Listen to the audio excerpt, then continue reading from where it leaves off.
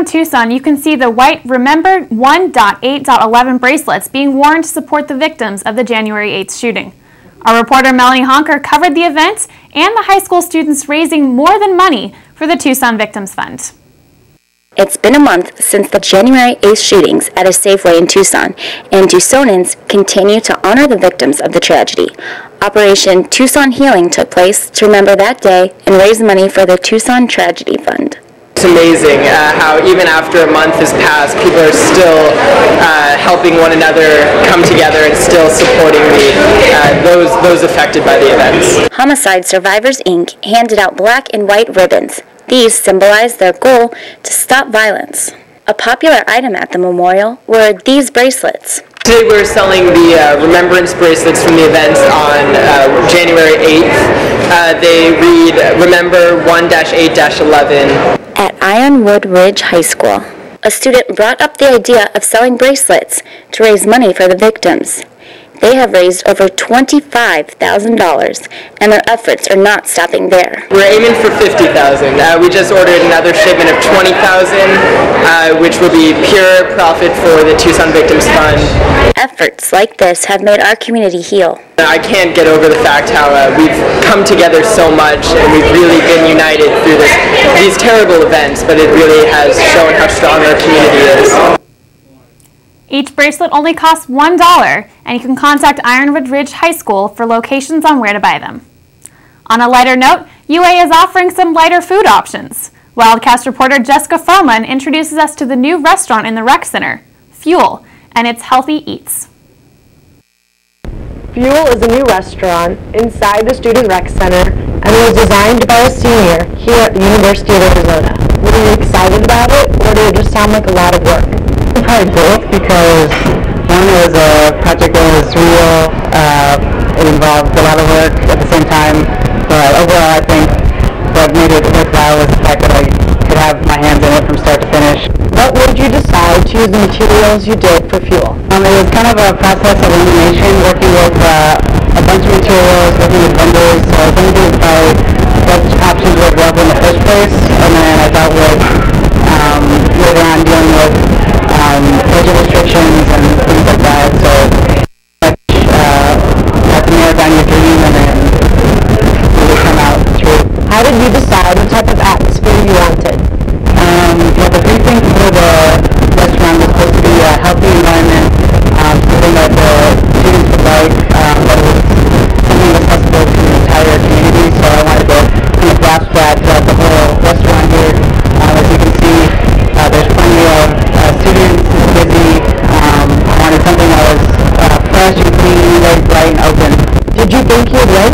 The competition was pretty fierce. A lot of my peers are really great designers, and I just pretty much pushed myself, try to do as much work as possible, refine my ideas, and come up with the best plan for the restaurant. Did you come up with the name? I didn't come up with the name. That was actually, I originally came up with the name Nutrify. They rejected it because it didn't resound well after market research, but it did resound with the healthy environment, so we revised it later on into Fuel. With the finished result, everything you thought it would be? Overall, I'm pretty happy with it. But if this was a year ago, I would definitely, push more into it, add some more flair to it, a little bit more excitement. Pretty much work with the budget constraints and work with what's available, but I think we accomplished what we needed to. How does knowing that this place is your creation feel? It's definitely cool.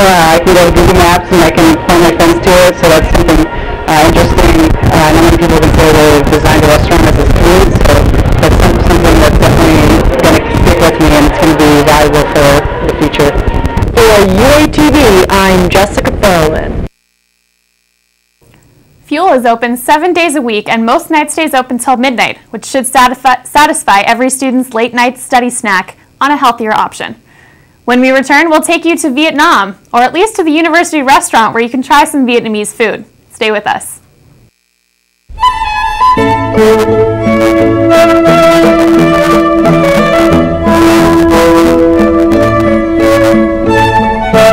Give me more right now!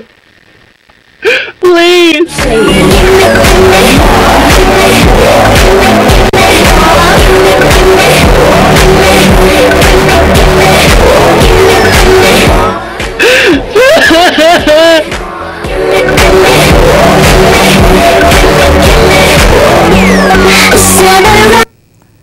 University Boulevard offers a different style of food for UA students. Reporter Charles Misra takes us to Saigon Pho for a look at their Vietnamese food and fun atmosphere. Have you ever thought about eating somewhere, but you never actually went because you didn't know about the style of the restaurant or you didn't know about the atmosphere? Well, today we're going to try and break one of those barriers for you. At Saigon Pho, you can get some of the tastiest, heartiest, healthiest meals, and it's right here in your backyard on University Boulevard. Alright, I'm here with Christina Santiago, who is a creative writing major here at the University of Arizona. Christina, what'd you order here? That looks pretty good. I ordered chicken beef, and basically it's just chunks of beef with a couple scoops of rice and some french fries and some dipping sauce with a jalapeno. That does look pretty good. It seems like you have like everything covered and looks well seasoned. We got grains and potatoes, meat, cilantro. That's good stuff. What did you order? I got the main pho here, which was the beef noodle soup. But noodle soup is a bit of a misnomer, but we'll get to that in a second. Well, let me check this out. Oh wow! Oh, Wow, so good. that looks good. There's a lot of different things in here, and there's beef, noodles, with a lot of veggies here, like with that you can garnish Basil, more cilantro. And you have more jalapenos. It's a perfect mix. What do you like about this restaurant in particular? What do you like about Saigon Pho? I like that. But I didn't get it because I got it last night. Oh. But that's really good. It's just, I remember I'm feeling like sick or it's cold or I just feel sad. Just come and get a nice big bowl of pho. Nice. It gives you a good pick-me-up. Yeah, and it's not really like anything else around here. You know, you got French fries and chicken fingers and burgers, and then you got pho. Well, there you have it, ladies and gentlemen. If you want a complete meal, a delicious meal, that you can just hang out with friends, and you're looking for somewhere new, give Saigon Pho a try. I'm Charles Misra, UATV. Saigon Pho is located on University Boulevard next to the Cereal Box and Paradise Bakery, in case you're feeling like an adventure to Asian food. Last weekend, you may have heard about one fraternity's music festival raising money for a good cause. Reporter Lauren Weinberg got the backstage pass to give us the scoop. The commute to Southern California can be a tough one for those who want to go to Coachella this spring. Luckily for the people who don't want to make the trip, the Sigma Chi fraternity put on its first annual concert, Brochella, this past weekend. Jake Broido, one of the event planners, explains the idea behind Brochella. Brochella is an event Sigma Chi is holding, my fraternity. It's a rave concert. It's to raise funds for Diamond Children's Center, which is the children's center over at UMC, and it's just a big, it's not a party, it's a dry event, but it's a dance music event. This is the first year of Brochella. We came up with the idea first semester this year, and we plan on it becoming an annual event. Originally, I didn't plan it to perform. I didn't have any real music at that point. I recorded all that music in Kaibon first semester, starting in September, and so when it started, I thought maybe, when Brochella rolls around, I'll have enough stuff to play live.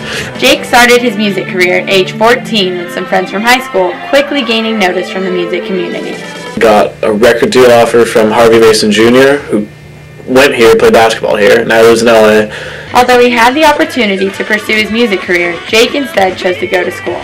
You don't have to choose, never have to choose between anything. Keep all the doors in your life open. Jake worked with another fraternity brother, Cameron Vizcaino, on this project. Cameron's been working on Brochella 24 hours a day for the last, I'd say, month, 3 weeks to a month, and every minute is free time. I've been working on it close to the same. The other performers or DJs at Brochella, Eric Abate, Michael Abate, DJ D. Ortiz, Ellery Gordon, and myself. To their surprise, the Sigma Chi fraternity ended up selling all of their tickets to Brochella and plan on holding the event for years to come. For UATV, I'm Lauren Weinberg. Brochella was considered a success for Sigma Chi despite being shut down early by UAPD. That's all we have for you tonight. Remember, you can watch all these stories and more on our website at uatv.arizona.edu. From all of us here at Wildcast, have a good night, and we'll see you next week.